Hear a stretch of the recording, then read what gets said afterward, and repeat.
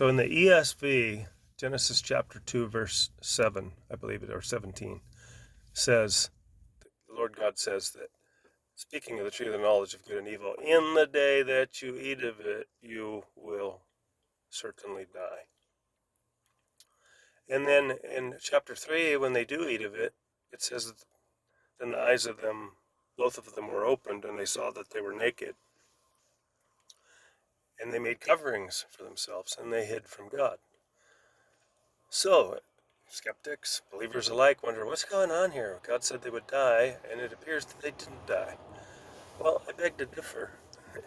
If we read our Bible very carefully, God shows that as a consequence of what they've done, that now her pains in childbearing will be greatly increased, and that when the man works, it's going to be by the sweat of his brow now.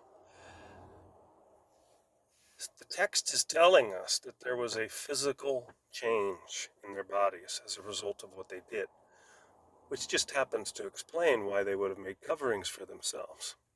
So here's what I want you to consider. That Adam and Eve had access to the tree of life, the same tree of life we will have access to in Revelation, the new heaven and new earth. It was an immortal state of being before the fall, but it was dependent upon God. We were dependent on Him for that eternal, or I prefer in Genesis to say immortal life. And when they ate of the tree and tried to take what I believe to be God's omniscience, I think that's what the tree of the knowledge of good and evil represents. You will become like God, knowing, no longer having to live by faith and dependence on God, but become God.